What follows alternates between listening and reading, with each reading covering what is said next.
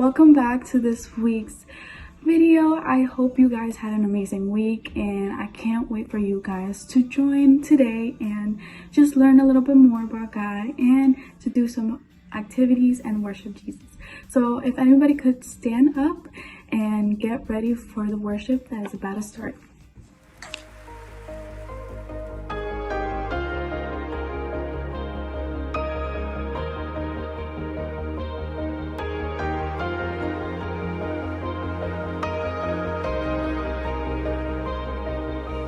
Keeper of the day and the night,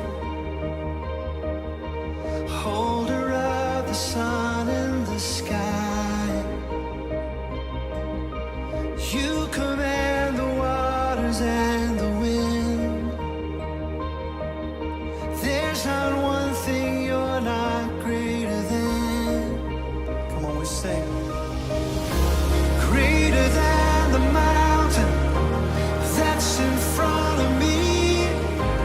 You are greater, so much greater, greater than the power of the enemy. You are greater, so much greater.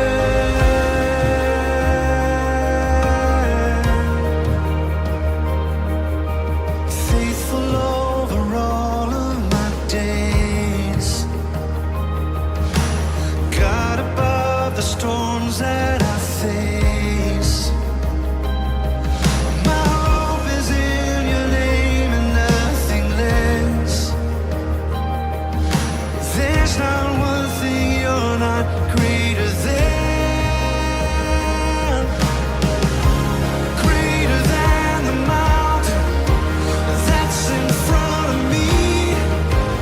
You are greater, so much greater, greater than the power of the enemy.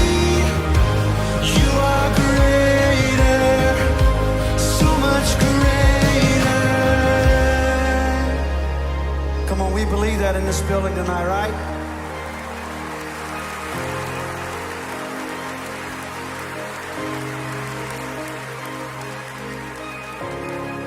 No guilt, no shame, no sin, no stain is greater than the great I am.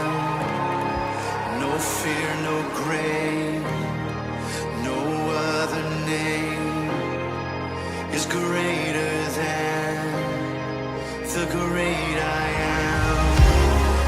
No guilt, no shame, no sin, no. Come on, sing it out.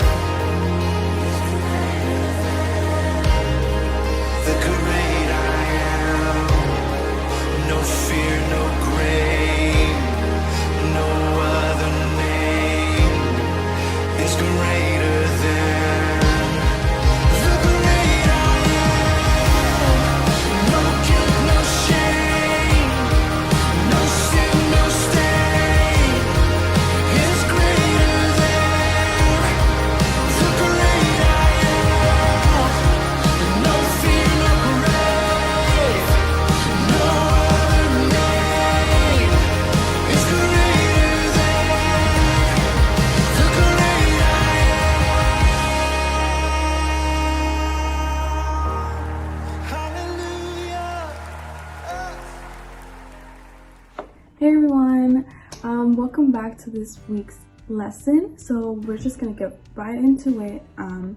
So today we're gonna be talking about this story that Jesus was telling the people.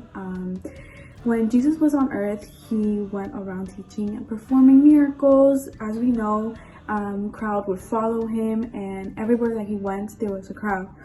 And every time there was a crowd, he would always stop and tell stories, teach, and just preach. And they would listen, watch, and ask him a bunch of questions. So one day, a man spoke up and told Jesus about a problem he had.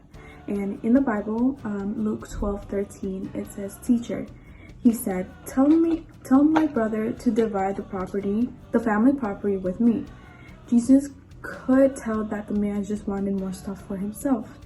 In Luke 12:14-15, it says, Jesus replied, "My friend, who made me a judge or umpire between you?" Then he said to them, "Watch out, be on your guard against wanting to have more and more things. Life is not made of how much a person has." Then Jesus went on to do what he often did when teaching his followers. He told a story to help them understand. I've asked, so we're gonna get into the story. Jesus said this story was about a rich man. So the story began with this rich man who owned a big piece of land, and in that land it produced a lot of crops. It really didn't specify what type of crops he had there, but we know that his crops were growing and there was a lot coming in, and let's just pretend it's corn, vegetables, and stuff like that. So the rich man produced a lot of crops, and in the story he would tell how he would store them in this barn, but the barn got so overfilled over time that the rich man did not have any place to put the crops in anymore. So then he decided to tear down the barns that he had, and he decided to build up a new one. So a new one that was bigger and that he couldn't fit all his crops. So we're gonna look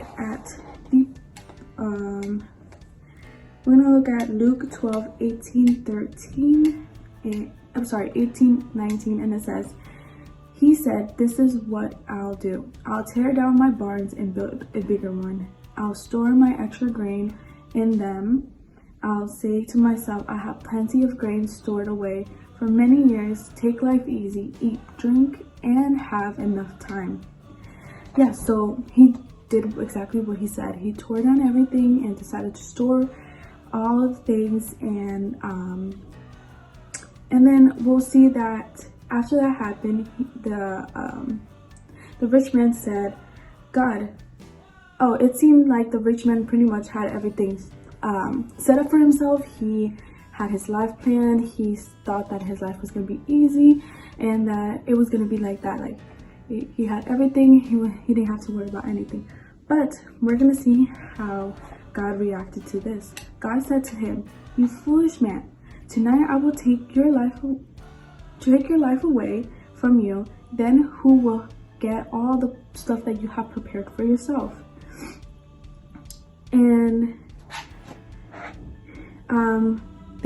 so if you think about what God said, is like this man already had everything planned. He had all these things and he just wanted everything for himself. He was being selfish. He might not thought of it that way, but with all the stuff that he had, he could easily help other people earn whatever they needed. Like he could have given some food away, spread it around, shared, but he was only thinking about himself.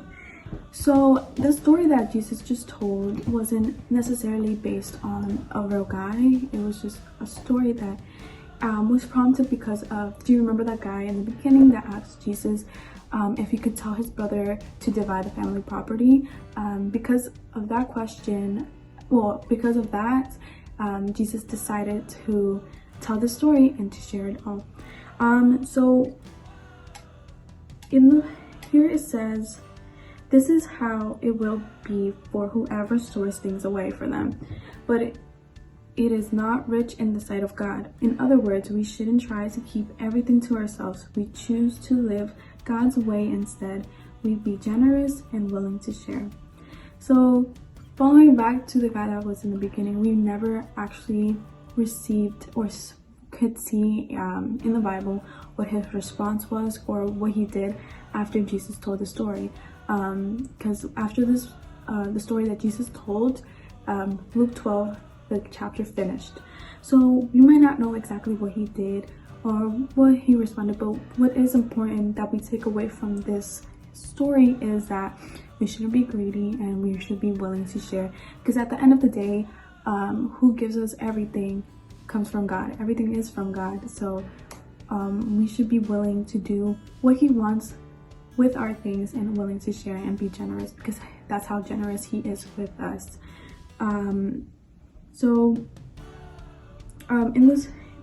The bottom line is share what you have. So like I said, we share, be generous.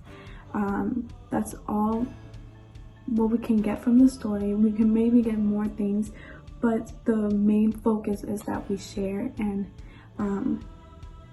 just give, just like Jesus gave to us.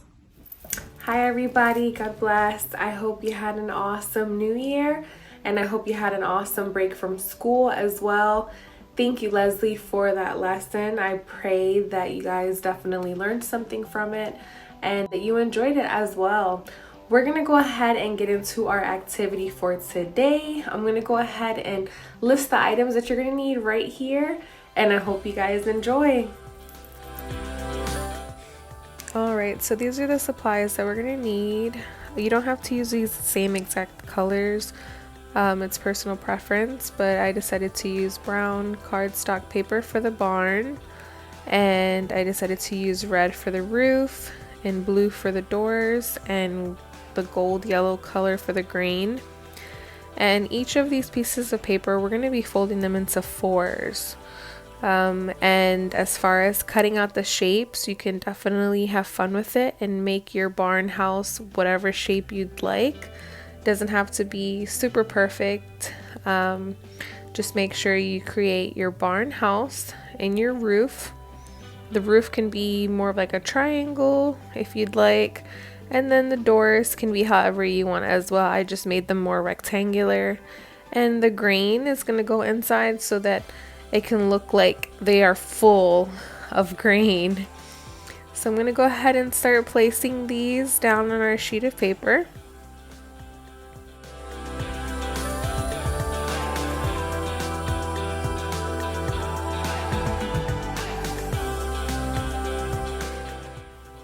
Do feel free to place the barn houses wherever you'd like. I have no personal preference. I just tried to space them out as much as possible.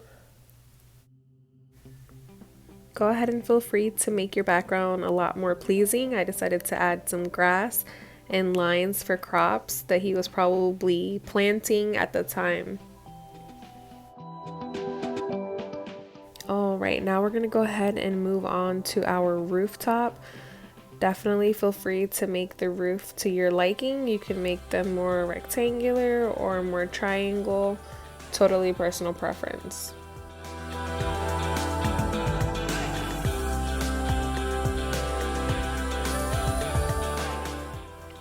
Now we're going to go ahead and move on to our doors. I kind of gave the barn more of a double door feel to it because most barns do have 2 doors. So we're just going to make sure we place them each spread apart. Don't close the door, but leave enough gap in the middle to apply our grain.